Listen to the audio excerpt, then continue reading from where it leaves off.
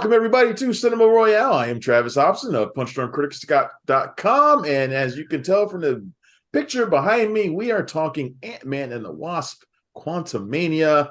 Joining me to talk about that on this show are Jamie Broadnax from Black Girl Nerds. How you doing, Jamie? Good to have you back. Good. How are you? Glad to be Good. back. And the guy, the other person here is Tim Gordon. Tim Gordon, the president of WAFCA and Black Reel Awards, the owner of FilmGordon.com. What's up, Tim? I love that. He's like, and the other guy. I mean, because you got to come on my show at some point, so it's all right. I'll remember that. Hey, man, I'm happy to be here, man, and also happy because Jamie Broadnax is here.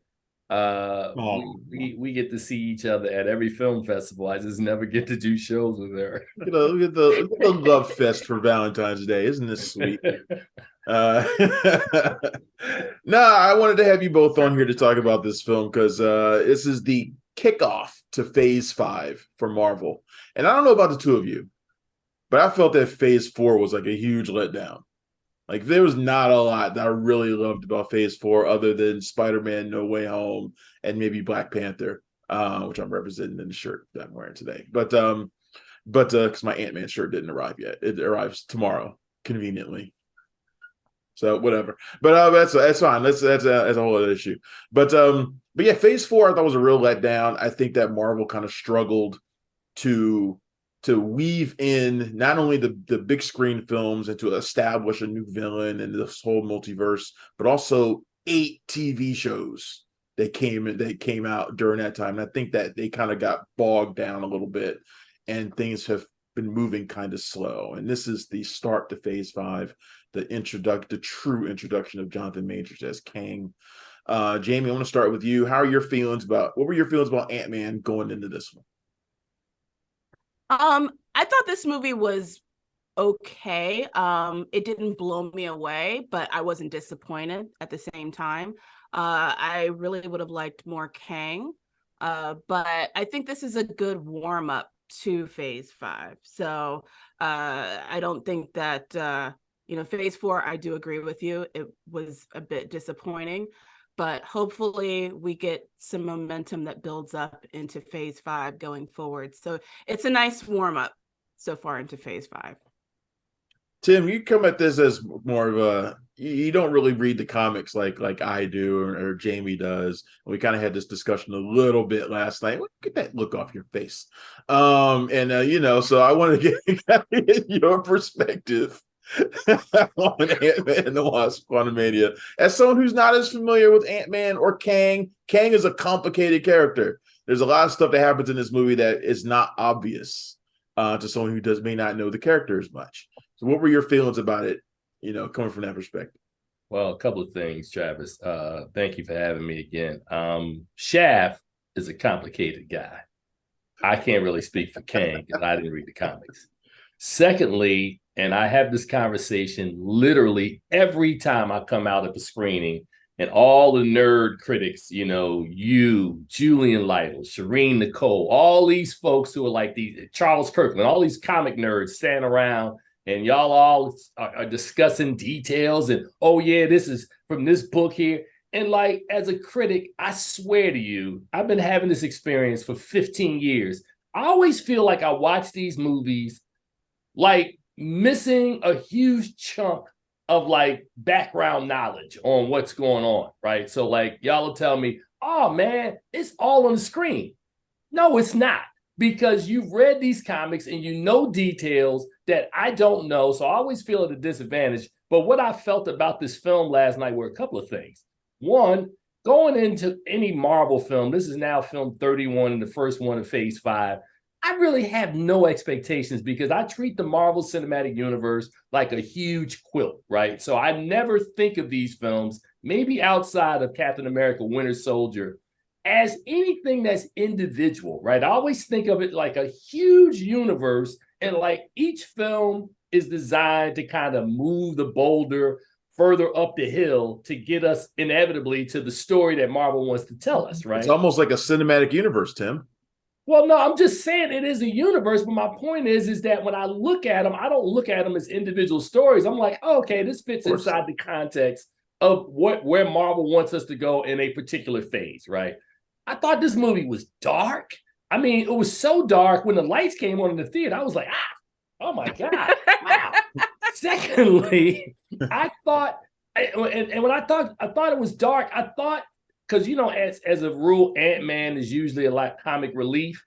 Yeah. I think it was a lot of, I mean, they tried to do comic relief in this movie, and I'm still not, a little ambivalent on how I feel about the movie, but I really didn't walk out of it feeling either way. I mean, I think that Jonathan Majors clearly is the best thing in the film, and I really look forward to Facts. him being, quote unquote, the Thanos of phase 5 and 6.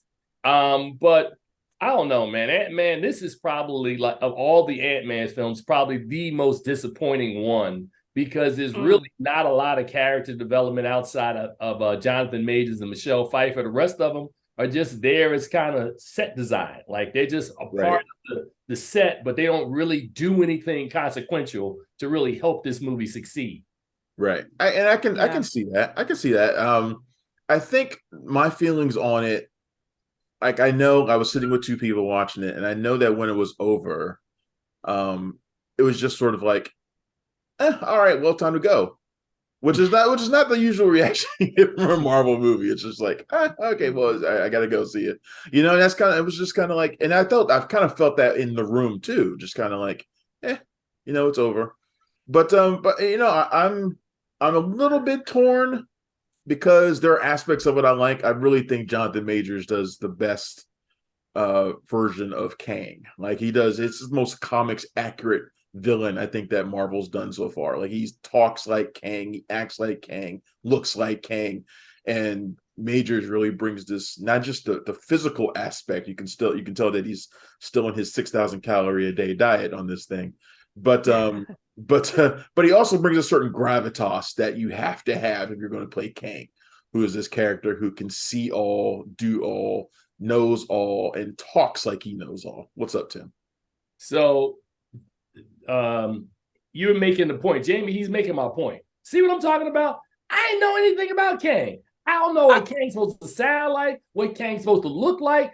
How do you expect regular lay people to really understand these films and enjoy these films much in the way that you guys do? Well, I will say, well, let me jump in really quick, because and I'm a comic book fan and I'm a comic book reader, but I actually don't know about Kang in the comics. So, but from what I understood of Jonathan Majors' performance, he did a really good job just playing a villain, period, because he did a great job of playing this very disarming, very trusting character towards Michelle Pfeiffer's role in the film, where you're like, okay, I could see why she had sort of this, like, I guess, partnership a little bit at the beginning with his character, and then she was sort of fooled into becoming, kind of allowing him to unleash this power over her, which allowed him to become who he became. So I understood why he became this menacing character, and he was allowing people to trust him in that way. And that was a very good performance on Jonathan Majors' part. So I don't even think you have to know about comics and understand the background or origin of this character to get that. And that was really great on Jonathan's part. So that was awesome. What's disappointing is we didn't get more of that in the film. Like, Jonathan Majors, he shows up, like, I don't know, a half an hour or even 45 minutes into the movie. So it would have been nice to have seen an origin story of Kang and sort of create a background of his character and I know it's Ant-Man's story and it's Ant-Man and the Wasp, but really sort of get the foundation of who Kang is. And we didn't really get that in this film. So I feel like this was sort of like, this was just the setup movie. This was the setup movie to the rest of what phase 5 and phase 6 is going to be. And I feel like, even as somebody who knows Kang, who Kang is, the only parts of it that I feel like would be completely unreachable for people who don't know Kang came towards the end. which I don't want to spoil for people. But there's stuff that happens at the end with Kang that I think if you don't know who these certain people are at the end of the movie, you'll be like, huh? I don't know what that's about. But it all matters to him. I think it does a pretty good job of setting up who he is. And again, he's another one of these villains, a lot like Thanos, who does not see himself as the villain. He thinks he's doing whatever he feels is right. The way he goes about it is the evil part, but he does not feel like he thinks he's doing it for a purpose. Which I like that aspect. I think Jonathan Majors is really good at getting that kind of character across. I think he's excellent in this. I also like Paul Rudd. Of course, Paul Rudd is fantastic. I can't imagine anybody else playing Scott Lang. But I like the interaction between him and Kathryn Newton, who plays Cassie Lang, his daughter, who is now grown up. She's kind of taking on a rebellious spirit. She wants to be a hero like her, who her dad portrays himself to be now that he's helped save the world. I really like those interactions between the two of them. Tim, what do you think about kind of Scott Lang and Cassie together, the whole father-daughter dynamic in the film? Because it's a big part of it. Well, I thought that their explanation of showing her initially where she is and kind of like the backstory, which they bring back from episode 1 of Ant-Man, to kind of explain her character. I thought that was plausible. That made a lot of sense to me. That she would take on her father's kind of spirit and his kind of drive and desires. I thought that was a surprising part of the story, which didn't necessarily, wasn't necessarily bad. I thought the two of them had some wonderful chemistry together. And but there's some things that happened toward the third act that I'm like, come on, man. Also, and you talk about Kang, and I think either you or Jamie were just talking about how, what Jonathan Majors, the job he did, with this trusting character. I mean, as powerful as Kang is, and I think this is always my issue in all these Marvel kind of cycles when they're creating these villains, right? Sometimes these villains are so powerful. I'm almost as if like, why don't you just, Kang has the ability to do a lot of stuff and could have done it a lot earlier in this movie in order to really get what he wanted. But I guess that's the way the character's kind of designed, much in the same way that I remember watching Endgame and watching how fast they killed Thanos in the first 20 minutes of the film. And I went, we've been watching this thing for 8 years. You could have done that like in any of these other films, but we had to have the buildup. And that's a part of what I talk about with Marvel and the quilt, and how I have to just watch these movies sometimes, listen to you wonderful people who I respect a lot, who had time as children to kind of read these things while I was out playing sports. If I would have known, fool, I played football. Wow, that was shade. yeah, that was shade. Like people like myself who did real things other than reading comics as kids. If I would have known that this was my life 30 years after being a critic, I surely would have stayed in the house and sequestered myself and read more comics and been more fluent in these subjects. But I'm saying all that to say that your original question, that I did not dislike the plot point, and I thought that was one of the things in the film that I thought was plausible and actually sort of worked. Jamie, I felt like once they get into the quantum realm, they discover, and like I said, I'm not going to try to give away too many spoilers here, but they discover that they're sort of in the middle of a civil war. Basically, you've got Kang on one side. Kang has kind of conquered the quantum realm, and they kind of get involved with this group of rebels. Basically, all that to me felt very familiar, and it didn't. And I was a little bit surprised at how much it felt like not just Empire Strikes Back, but like a little bit of Ready Player One and like all sorts of things that it seemed to be cribbing from. I expected more from Peyton Reed as a director who has always talked about how badly he wants to do a Fantastic Four movie. I thought this would have been like his opportunity to show that off, like what he could have done. I felt like the Quantum Realm didn't really have as much personality as I wanted it to have. Yeah, in my review that's going to be coming out very shortly, I talk about how it's very heavy-handed with the Star Wars references, and again, I don't want to spoil it as well, but um, luckily Disney owns the properties, the intellectual properties, so they're able to get away with it. But I am surprised. And there's another film which I have not seen, but it was the movie with Gabrielle Union and Jake Gyllenhaal.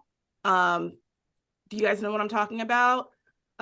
People were saying that it was very similar to that animated film. Oh, you're talking about Strange World. Strange Worlds. Yeah, Yeah. I thought that. I thought exactly that too. It looked a lot like Strange World in terms of like the creatures and the landscape. And I also compared it to some parts of it to the marketplace scene in Hellboy, the Golden Army, and then Avatar. People were talking about the Avatar, so it's like, and I mean, a lot of filmmakers, take in, from other films, and they're influenced by that. I mean, Quentin Tarantino's whole entire career is based off of other filmmakers' IPs. So, but it would have been nice for this to be a little less heavy-handed with the other Space Wars, intergalactic films of the Disney IPs. But that was the thing that kind of bothered me, and I referenced that because I saw parts of like The Mandalorian in there. I even saw like aspects of the Disney World's restaurant bar, Oga's Katina. I saw that in there. So I don't even know if that was if it almost felt like it was intentional. So I am curious to know. I didn't get a chance to talk to Peyton Reed, but I'm curious to know from the director's perspective, was that intentional at all? Or was that just a coincidence? But yeah, it would have been nice for this film to have a little bit more of an identity of its own, as you mentioned. But it was very heavy-handed with the Star Wars references for sure. Yeah. Excuse me. I'm just curious for the both of you. I don't know. We've had film around now over 100 years. How many different aspects of space do you think that we can create? I mean, we've seen a Star Wars universe. We've seen. I'm not being funny. I'm saying two things. You're absolutely right. Disney owns the IP for all the stuff that you're talking about, or the majority of the stuff. And secondly, how much more imagination can we bring to space or to a realm that people haven't sort of seen somewhere before? Yeah. I'm just asking. I mean, am I wrong? It's tough, but it's not impossible because it happens still all the time. I mean, I would say like even in like Shang-Chi, I felt like the land that they went to felt new and different to me. Like it didn't feel like something I had seen before. I think there are ways to do it. And I'm not saying that it's necessarily like Peyton Reed was trying to like mimic other things. I don't necessarily think he was. I think it's just something that we kind of you probably do by accident. Yeah, and it's outside of just the space scene design. It's even just storytelling wise, because even MODOK's storyline felt very Darth Vader-ish. Kind of how he came to be. So I don't know. It just felt the parallels were just astounding and very obvious.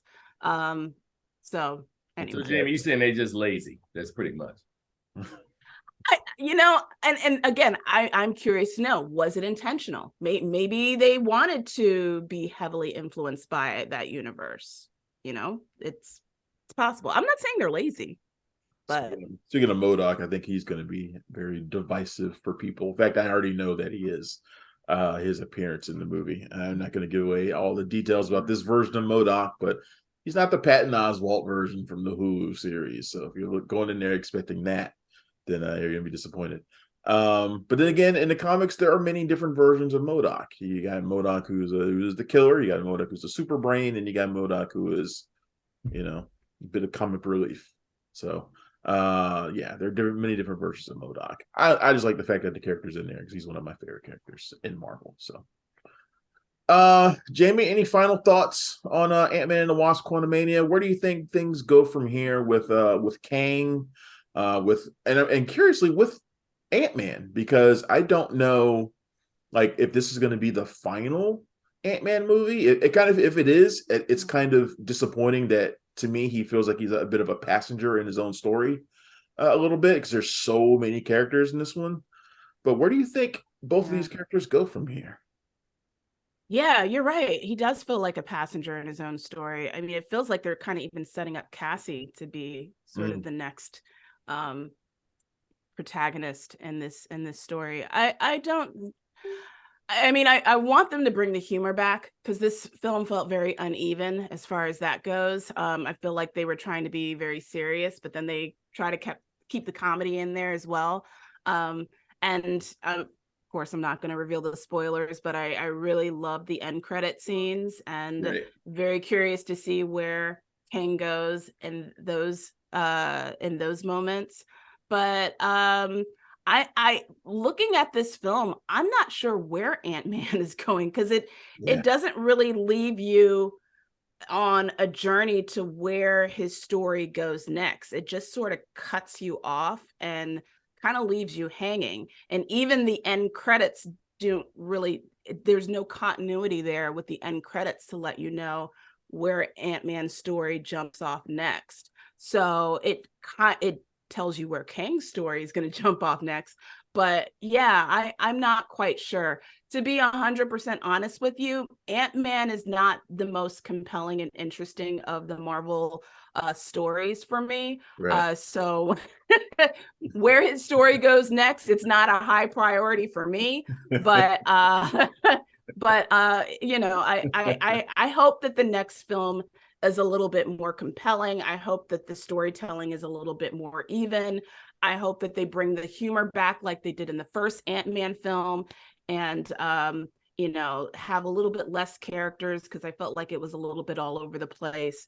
And let's not do heavy-handed IPs on other film properties, and just focus on the originality of who Ant-Man is, and what Scott Lang is all about, and focus on Scott, because Scott is really an interesting and really charismatic character, and I really love those moments where he's like trying to be a best-selling author, and the moments where he's in Baskin Robbins, like those were some really great highlights of the film. So yeah.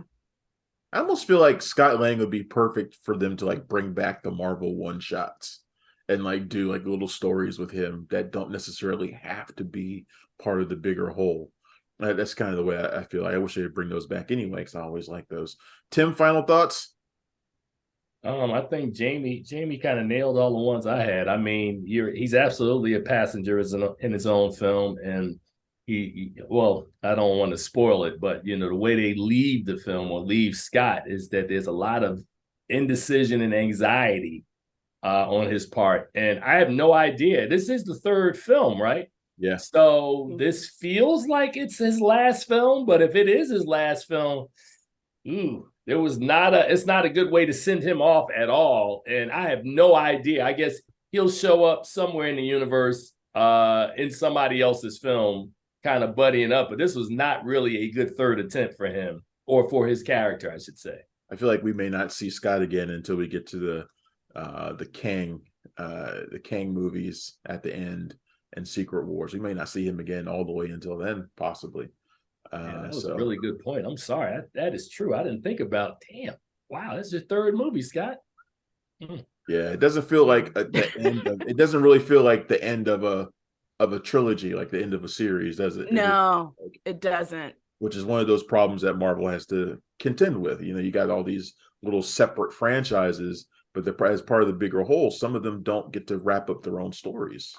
Which is, it's been okay for Thor, but that's because Thor's had an extra movie.